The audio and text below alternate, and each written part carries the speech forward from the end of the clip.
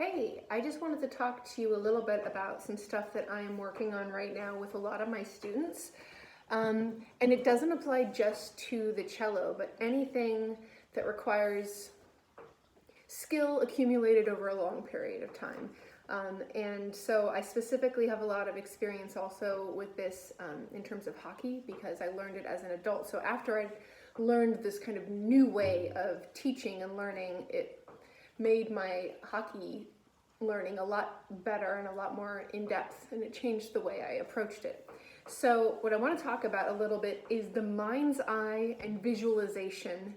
And I know it sounds like, woo, hippy dippy, but it's actually not. It's a certain kind of intensity. And basically, with the cello, for instance, we think about it like it's something that you do very much with your brain. It seems very cerebral, right? We have to translate all the stuff that's on the page into some motions that we make with our body, and that's the thing we actually need to be mindful of. Once you've got the academics down, so I understand what the notes are, understand where they are, most of our work, that the thing that differentiates the beginners from the professionals is not that knowledge. That knowledge comes pretty quickly, just like in hockey, right? Like I can know what the mechanics of a slap shot are, but then the difference between me and a pro is that they can actually do it reliably, and also there's a sense of automation to theirs, whereas it requires all of my attention to even halfway get the thing going. So I frequently talk with my students in terms of the lens, taking the lens in and out. What does that mean? So for instance, if we're looking at the bow, and the bow is the hardest thing about the cello, right? So something that we work on a lot, I can get that going down. Something we work on a lot is the natural application, and this is actually going to play right into hockey. It's like the same thing. Sticks just act the same. What we're trying to do, and the reason that we have the bow grip the way it is that the further away we get from our hand and our arm, the source of strength, the more torque we have to apply down the stick to transfer the strength, but also the control to the point of contact here, right? So as I get further and further out in the bow, my hand has to turn more and more. I'm being kind of exaggerated here in order to get sound out. And so you can see that, like, oh my gosh, my pinky's lifting up. And a lot of students, for instance, will do something like this, try to balance that. That's Bella. Hi, sweetie. Always. She has the best timing. Anyway, so if we were to take the lens in really far, we're going to talk about stuff like this. Like, I know that my thumb is on my side of the frog. I've got very, very little pressure through my fingers. There's a sense of looseness in my wrist. My arm is in control, so that when I go to take this initial bow, if we were to look at it very much in slow motion, it's like the arm pulls and then the wrist gives way and the hand pulls. And then that gorgeous sound comes out. Speed it up, it works. And you can see that there's like some flexibility in my arm. Okay, so that's very much like the pixels. We're looking really, but then if we are looking at it, we're taking the camera out a little further, I'm actually looking at the way I feel like I've got weight coming off of my arm, that my hand is actually docile. I tell my students that their hand should be dormant. It should be asleep. It's not active. It's not doing anything. It responds to the behest of this thing, my arm, these larger muscles, and then taking it out even further, I'm actually feeling like my body is planted into the ground. And then, speaking of mind's eye and visualization, I have an idea of what this thing should look like. How? Well, I watch my teachers, and if for some reason I don't get a great idea from them, maybe their technique looks very subtle, or maybe their body is different from mine. I always feel, by the way, that watching larger cellists is really, really good. So I'm talking about either people who are giant, but also people who are like on the heavier framed side. I feel like their hands really look great in terms of watching the energy go. And people with like very spindly fingers or very small hands sometimes don't like show very much of what's going on in their hand. Anyway, that's just an observation. It might not be true for you. Anyway, but I watch other cellists too, right? And I grew up watching other cellists, and I sat with other cellists, and now that there's YouTube, I watch cellists all the time. Even though I know how to do this thing, sometimes the way I describe something doesn't help one of my students, right? So in terms of my mind's eye, what I have in my mind is a visual idea of what it should look like, but then the other part that makes visualization different from imagining is visualization. I also have an idea of what that would physically feel like. And I rehearse that numerous times before I actually try it. And if you don't have all of those pieces, if you can't take the lens in and look at the details, and if you can't look at the overall and get a sense of the mechanics, and if you can't then have the ideal of what it should look and feel like, you're just guessing. You're just guessing.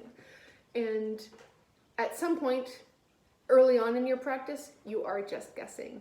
But after 3 or 4 intensive lessons where you're focusing, if not single-handedly, if you're looking at it in any kind of depth, you should have a good idea. And if you don't, then you're not paying attention, or your teacher isn't giving you the right information and you should ask.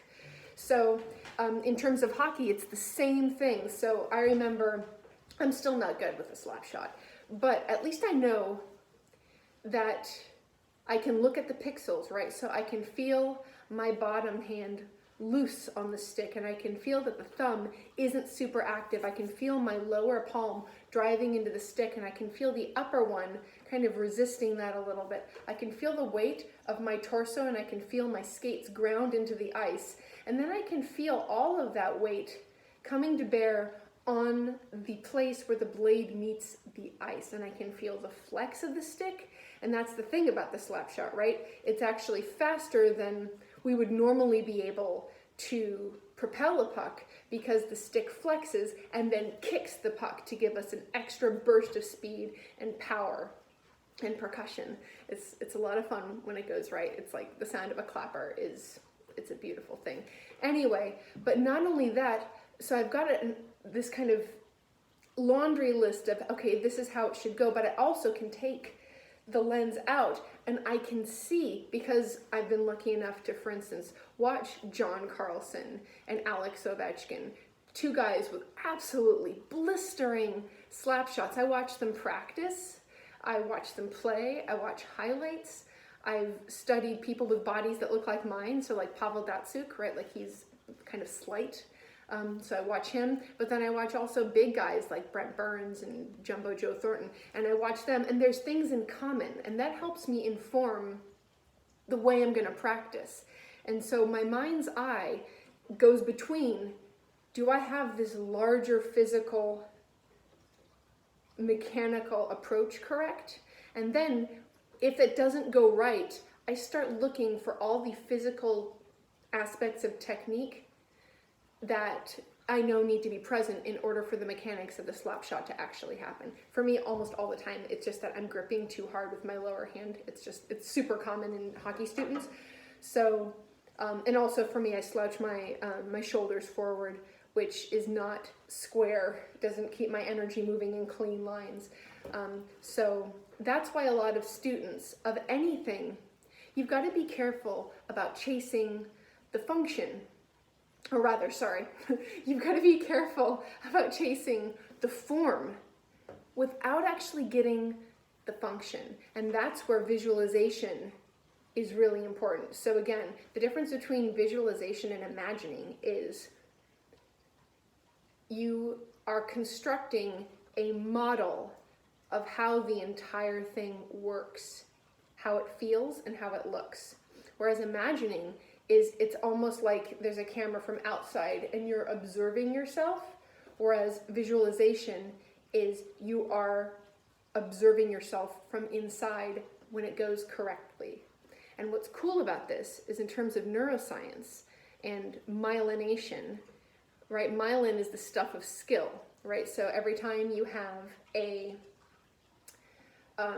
skill that you've worked on, say for the very first time, you've got these kind of neurons and they're kind of all loose like this in your brain. And then the first time you do a skill, these neurons go and they say, oh, there's a relationship between these things. And then every time you practice that skill well, it becomes more and more related, and these neurons then begin getting myelinated. And myelin is basically just like electrical insulation for your nerves, and it makes these things fire even faster to where it becomes automatic. Here's the interesting / sad thing. Of course, you myelinate everything you practice. So for instance, every time I had a clapper that was absolutely forced and I got all the mechanics wrong, it made the good sound, so I was like, hey, it's probably fine, but like I was gripping here, or I had like my wrist at a funky angle or something like that, those neurons also became more and more automatic. So it becomes harder the more you invest in crappy practice to reorganize and shift yourself over to, no, here's what the right practice is. So it is better to be thoughtful and slow in your practice, but really get the function, than be obsessed with the form and myelinate these circuits that are actually not going to get you a skill. So, but what's interesting about this is when you have one of these in-depth visualizations where I'm feeling multiple times either my bow moving swiftly, or I feel my thumb come up and over the fingerboard and the body of the cello, just so like it comes up with confidence and cleanliness, and I get the note and I can hear it in my head. If I'm really vividly visualizing that, those neurons fire and become myelinated as if I had physically done the thing. And what's even better about that is that it's a perfect run through. Nothing went wrong. Nothing weird happened. And so the more you do that, the more likely your actual physical repetitions are to go blisteringly well. So that's just a little note on practice, visualization, and the mind's eye. Thanks.